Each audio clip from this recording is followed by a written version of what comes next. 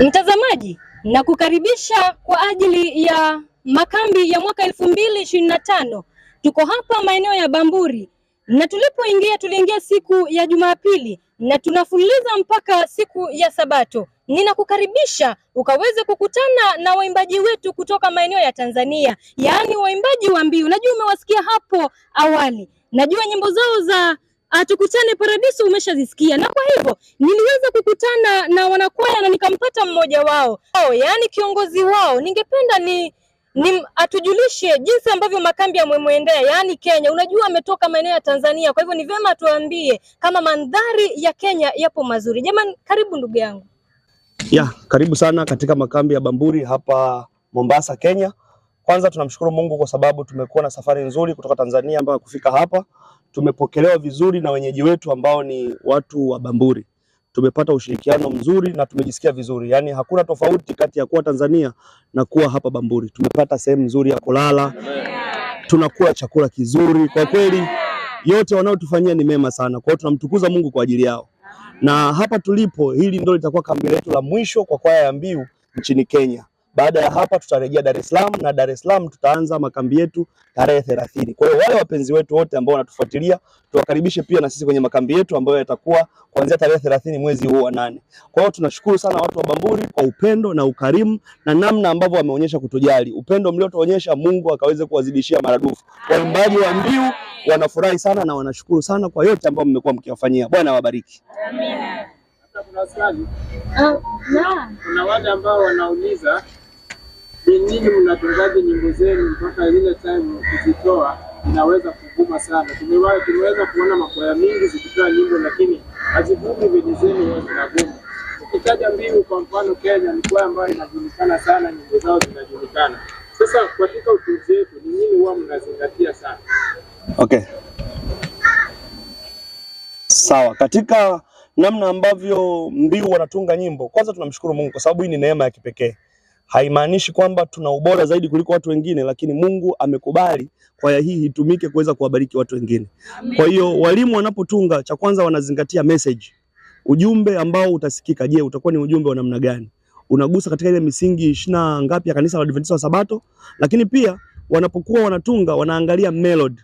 Na kwa sababu tunamshukuru Mungu, waimbaji wa mbiu ni waimbaji ambao wana vipaji na wana uwezo wa kuimba. Kwa hiyo itakapoenda kwake, waimbaji wanapopokea ule wimbo inakuwa ni rahisi kwao kuweza kuimba vizuri, na mwisho wa siku unakuwa na toni ambayo ni unique, ambayo ni mbiu.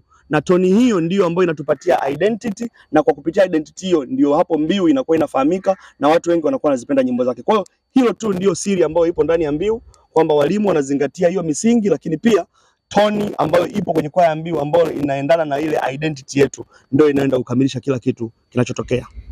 Asante kiongozi, labda kuna yule mtu pale angependa kujiunga na nyinyi. Anaweza kufuatilia mpangilio gani ili aweze kujiunga na nyinyi na nyinyi? Okay, ili uweze kujiunga na kwaya ya mbiu ni rahisi sana. Cha kwanza unatakiwa uwe karibu Tanzania. Tutakukaribisha nchini Tanzania uweze kuwa maeneo ya pale, na baadaye utakuwa mshiriki wetu wa kanisa la Tandale. Utakapokuwa mshiriki wetu, kwa sababu hizo ndizo kanuni za kanisa, na baada ya hapo uta apply kuweza kuimba, na baada ya kuapply tutakaa pamoja na timu ya walimu, watakufanyia interview, watajua sauti yako ni ipi, kwa sababu unaweza ukasema unaimba sauti ya kwanza lakini kumbe vocal track yako inaruhusu wewe kuimba sauti ya pili. Kwa hiyo watakapokubali watakupatia sauti kuhusika na wewe, afu baada ya hapo utaimba. Sisi tunamkaribisha kila mtu ambaye anapenda kwaya ya mbiu na akaribie tu. Sisi tuko tayari kwa ajili ya kushirikiana naye na kuweza kuimba naye. Amina. Kwenye tukumbari kama sisi wa Kenya, wewe wafuatiliaje? Okay. Ili tupate nyimbo zenu. Okay, kwaya mbiu unaweza ukaifuatilia kwa kupitia account yetu maalum ya YouTube ambayo ni Mbiu SDA Choir Official ambayo iko YouTube. Hapo ndipo utapata latest song zote ambazo tunakwenda kuziachia, na mwaka huu tuna nyimbo zaidi ya 26 ambazo tunatarajia kuziachia.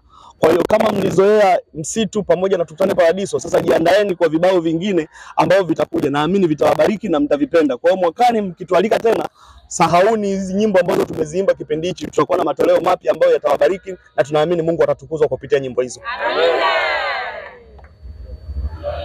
Mimi swali kiongozi. Kanisa leo linaitwa Tandale. Lakini mbiu nayo ni vipi? Mbiu Tandale kuna nini na nini? Tuelezee. Kwaya mbiu jina lake linaitwa Mbiu. Hiyo ni jina ambalo lipo kwenye kwaya, lakini kanisa ambalo tunaabudu linaitwa Tandale SDA Choir. Si lazima Tandale SDA Church. Kwa hiyo si lazima jina la kanisa na jina la kwaya liweze kuwa. Nafikiri hata hivyo tungeitwa Tandale Choir ingetuia vigumu sana nyinyi leo kuweza kutufahamu na kutusikia, lakini selection ya jina kama brand na trademark ndio ambayo imesababisha at least leo inakuwa rahisi. Kila mtu akisikia Mbiu inamjia vizuri kichwani, lakini tungesema Tandale ingekuwa ngumu. Kwa hiyo kwa kupitia jina Mbiu imerahisisha hata kanisa letu na nyinyi mnalifahamu linaitwa Tandale. Swali ya mwisho kiongozi. Unajua kwaya nyingi zinafuma kwa muda mchache tu zinatoweka. Ni siri gani ambayo nyinyi mmeweka hapa msituni bado mko?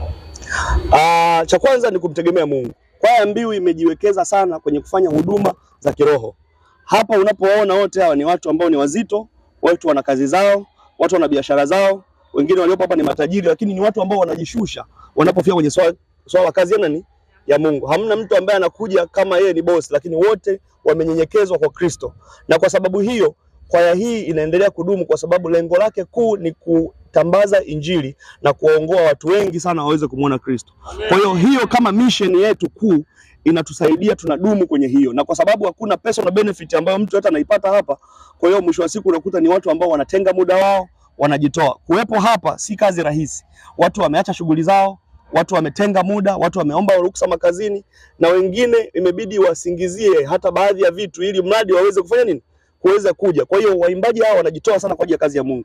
Na ndio maana Mungu anaendelea kuwabariki. Na kwa kupitia kila mmoja ninaamini muimbaji anakutana na Mungu katika namna yake. Kwa sababu kuna wengine maybe leo wasingekuwa naimba Mbiu wangekuwa wanaumwa. Kuna wengine leo maybe wasingekuwa wanaimba Mbiu wangekuwa na changamoto tofauti tofauti. Lakini unapoona wote hawa ni Mungu amewapa neema na amewabariki kuweza kuwa hapa. Kwa hiyo hilo ndio tunaloamini kwamba linatusaidia tuweze kubaki Mbiu na tuweze kuwa hivyo. Tunaamini hiki ni chombo cha Mungu na Mungu amekichagua kwa ajili ya kazi yake. Amen.